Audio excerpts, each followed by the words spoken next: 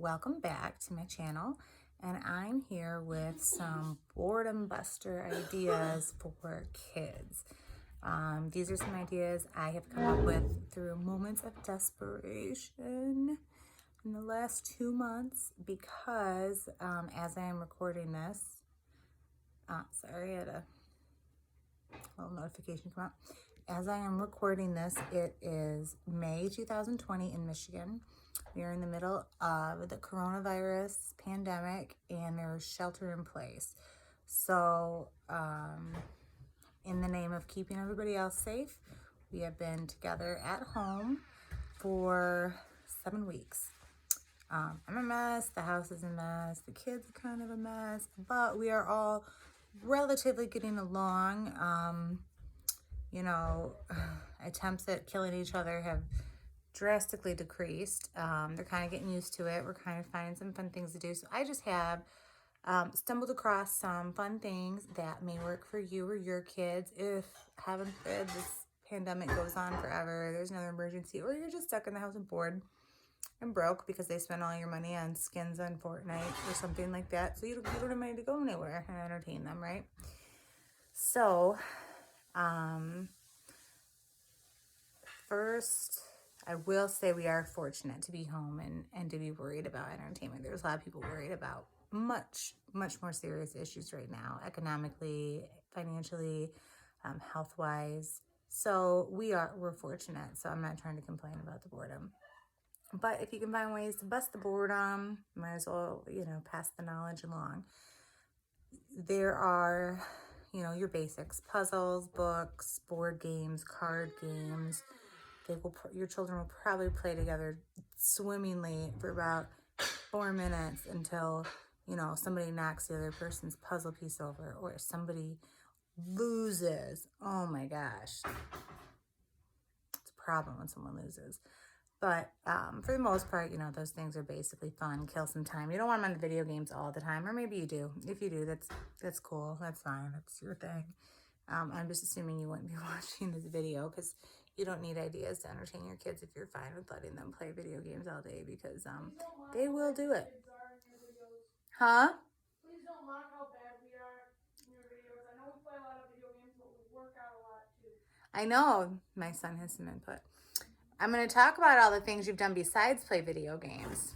Oh, I thought you were saying that all we did was play video games. Nope, I'm just saying in general. Oh. That's, if someone's not worried about entertaining their kids, they can just put them in front of video games. Yeah, or if they're fine with their kids playing video games. No judgment. So anyway, some unconventional fun things that we have done. And I should give you their ages and genders to see if it fits. I don't have toddlers, I don't have babies, and I don't have high schoolers. My kids are from 1st grade to 7th grade. I have 3 of them, 2 boys and a girl. And a lot of this is going to depend on their own individual interests. I know that. So maybe you could find something creative with their interests. So I'll let you know what some of the things we've done. My boys are very athletic. They're very into sports. They're very into training, as you may have heard him say. So we have found some really, really cool CrossFit type, no equipment needed videos on YouTube. They're very challenging, but they also come in time increments that you can work up to. So you can start anywhere you need and increase until you're at a level where you're challenged. A really good one to check out is Bully Juice. But if you just type in CrossFit or no equipment workout, that'll come up. What I like about Bully Juice is he sets a timer, and every minute he switches up his movement. So you'll do a minute of push-ups, minute of planks, minute of sit-ups, minute of jumping jacks, so on and so forth. And it counts down the minutes. The kids can watch the minute countdown until it's time to change the motion. And having the increments broken up like that, I think, is a good boredom buster. They're not going to just, and they know they have a goal to work towards. They know when it's going to be over and they're on to something else. And it really seems to help my kids.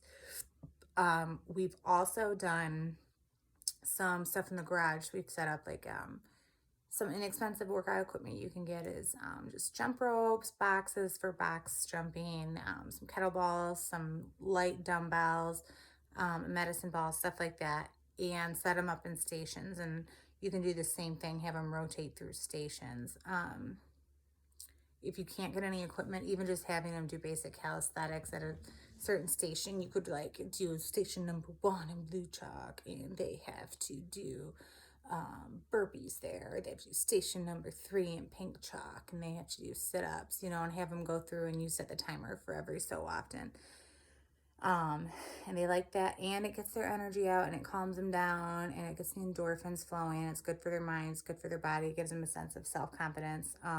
So if you have athletic kids or active kids, or kids who maybe aren't already but have shown that they might have that aptitude or interest, like, expose it to them. It helps a lot.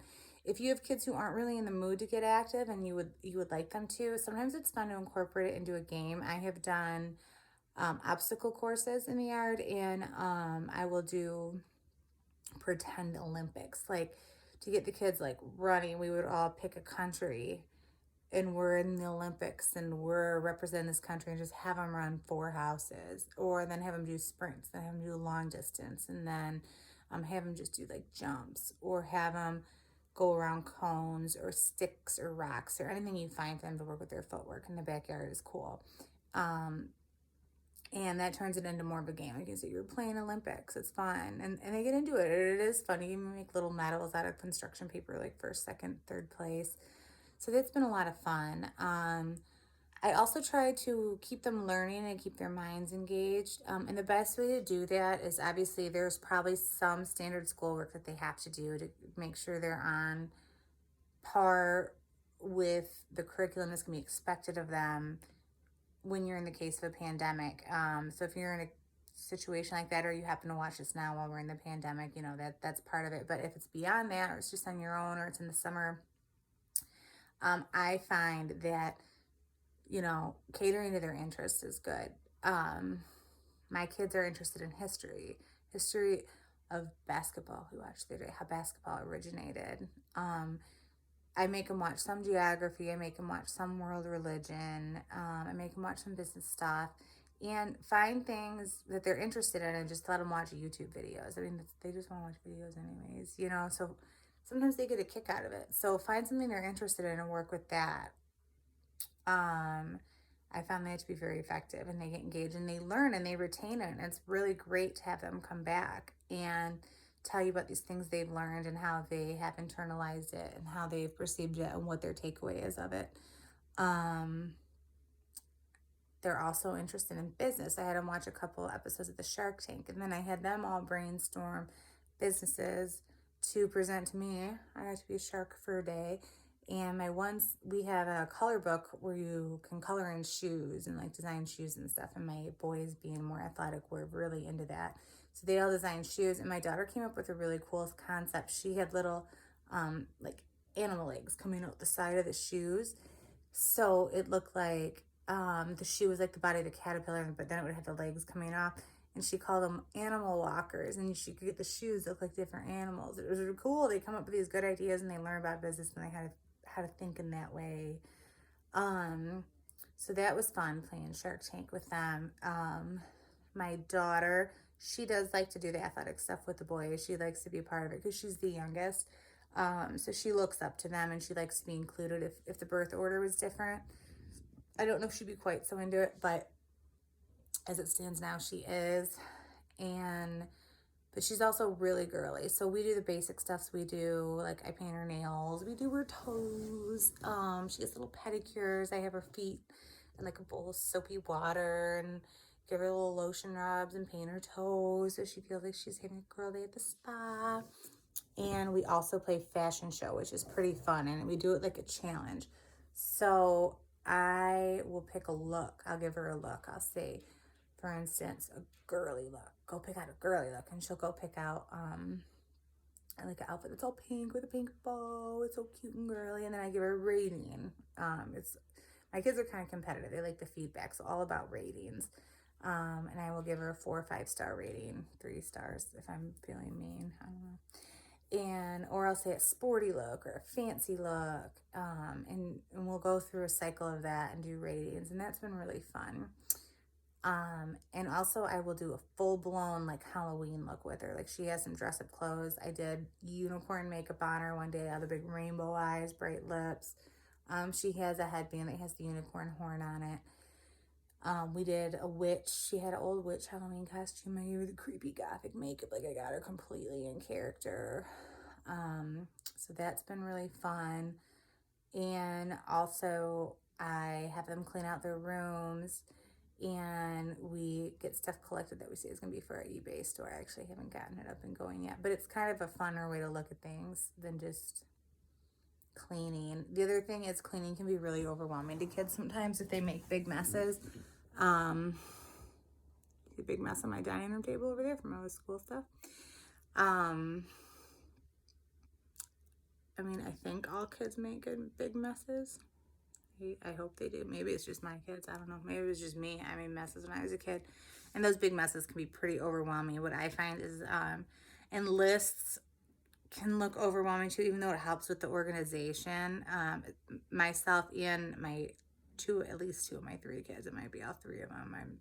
We haven't finished the diagnosis yet, but our ADHD and that type of stuff can get overwhelming for us. So sometimes I will tell the kids, instead of clean your room, get the trash out of your room, pick up 20 things in your room, okay? And the next day it'll be get all the dirty clothes in the hamper in your room, pick up 20 things in your room. And if you break it down to things like that and you do it little by little every day, I meet less resistance, I meet less frustration, and it eventually gets done. It never gets done perfectly. I mean, it never looks like magazine clean in there. It never looks like how it is when I actually get up there and do it, but it keeps it respectable, you know, and it's easier for them to work that way.